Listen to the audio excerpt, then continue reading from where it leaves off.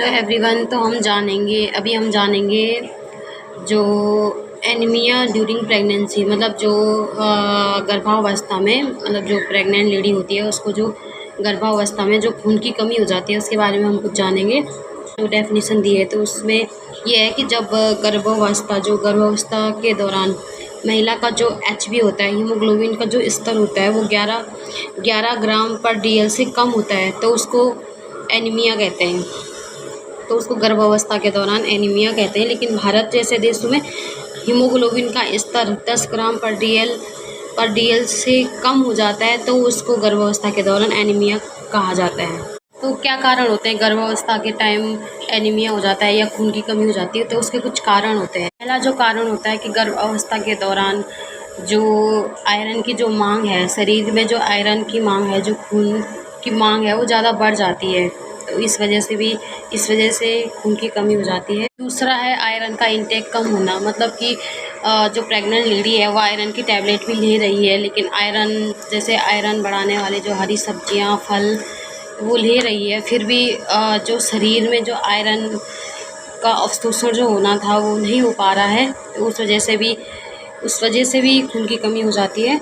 और तीसरा है कि जिस लेडीज़ में गर्भावस्था से पहले भी आयरन की कमी हो या फिर वो एनीमिक हो, खून की उसमें गर्भावस्था से पहले भी कमी हो, तो गर्भावस्था के दौरान उसमें और खून की कमी हो जाती है, क्योंकि वो पहले ही खून की कमी है, ऊपर से जब गर्भावस्था होती है तो शरीर में जो खून की मांग है, जो आयरन की मांग है वो बढ़ जाती है, तो इस वजह से खून की कमी हो सकती है गर्भावस्था में। और तीसरा है गर्भावस्था के दौरान यदि महिला को ब्लीडिंग होती है, जैसे जो प्लेसेंटा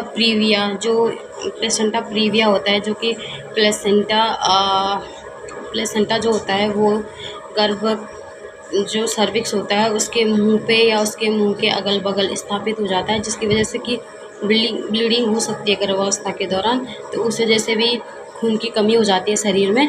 और चौथा है कि गर्भावस्था के दौरान फॉलिक एसिड, विटामिन B12 और प्रोटीन की कमी से भी एनीमिया हो सकता है। पांचवा है कि यदि महिला मतलब कम अंतराल में 3 साल से, मतलब जैसे एक बच्चा 3 साल का नहीं हुआ उससे पहले या जैसे एक बच्चा 8-9 महीने का है, दूसरा बच्चा फिर पैदा हो गया, तो उस वजह से भी ब्लड की कमी हो जाती है, इस वजह से भी एनीमिया हो जाती है। छठवा है कि भूगर्भावस्था, मतलब मल्टीपल प्रेगनेंसी, जैसे कि किसी के ट्विंस बच्चे हो या ट्रिपलेट हो पेट में, तो भी खून की कमी हो जाती है। चौथा है कि गर्भवती जो महिला है उसकी एज 18 से कम होने की वजह से भी आयरन की कमी हो सकती है। तो शरीर में खून की कमी के कुछ लक्षण होते हैं, जैसे कमजोरी होती है, शरीर में जल्दी थकान हो जाती है, जैसे सीढ़ियाँ उतरने चढ़ने पे थकान हो जाती है, चक्कर आते हैं, त्वचा की जो म्यूकस मेम्ब्रेन होती है वो पीली पड़ने लग जाती है, मतलब त्वचा पीली लगने लगती है, भूख कम लगती है, और पैरों में ना, जो प्रेग्नेंट लेडी होती है उनके पैरों में सूजन आने लगती है। पिक्का भी एक लक्षण है। पिक्का का अर्थ होता है जैसे मिट्टी खाना, जैसे कुछ प्रेग्नेंट लेडीज़ होती है जो मिट्टी खाती है या चूना खाती है, चौक खाती है, तो ये भी एक लक्षण है कि उसको एनीमिया है या फिर उसमें आयरन की कमी है, ये भी एक लक्षण है आयरन की कमी का।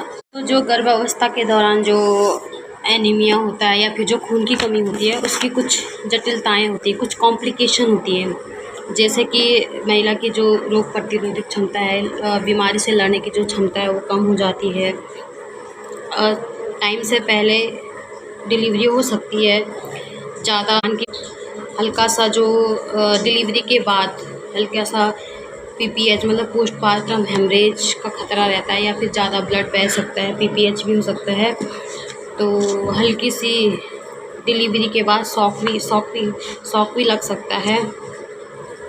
जो गर्भस्थ शिशु है उसको हाइपोक्सिया का मतलब होता है ऑक्सीजन की कमी, तो जो गर्भस्थ शिशु है उसको ऑक्सीजन की कमी भी हो सकती है पेट में। बच्चे का ग्रोथ रिटार्डेशन भी हो सकता है, मतलब वृद्धि मंदता, मतलब ग्रोथ रिटार्डेशन का मतलब होता है कि बच्चे का जो पेट में जो ग्रोथ होनी थी वो कम हो जाती है या नहीं हो पाती है ग्रोथ।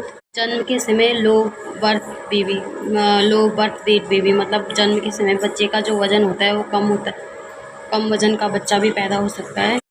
आईडीयू का मतलब होता है इंट्रा यूटेराइन डेथ, मतलब बच्चे की पेट में मृत्यु भी हो सकती है, बच्चा पेट में ही मर सकता है, बच्चा प्रीमेच्योर भी पैदा हो सकता है। तो गर्भावस्था के दौरान जो एनीमिया होता है उसका जो प्रिवेंशन है, रोकथाम है, कैसे रोका जा सकता है। तो जो गर्भावस्था के टाइम पे जो एनीमिया होता है उसकी रोकथाम के लिए प्रसव पूर्व जो डिलीवरी से पहले कम से कम 3 बार एंटीनेटल विजिट करनी चाहिए अपने डॉक्टर के पास, या फिर जो एएनएम्स वगैरह होती है उनके पास कम से कम तीन बार विजिट तो करना चाहिए।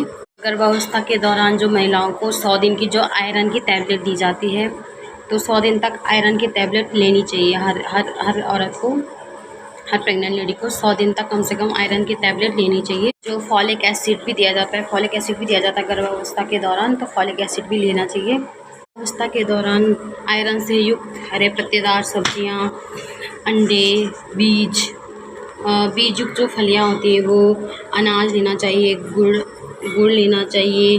अगर महिला जैसे नॉन वेजिटेरियन है तो वो मांस खा सकती है।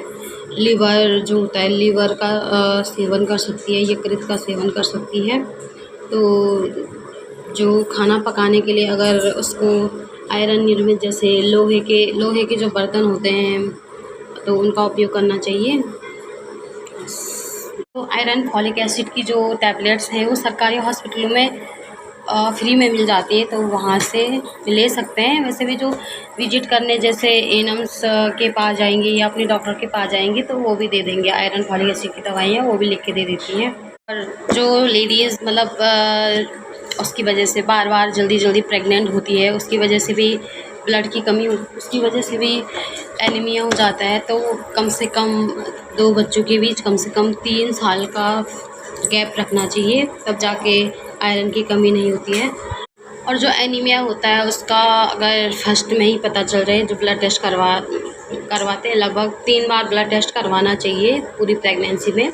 जो फर्स्ट में एनीमिया का पता चल जाता है तो उसके लिए दवाइयाँ देते हैं या फिर ड्रिपें वगैरह चढ़वाते हैं।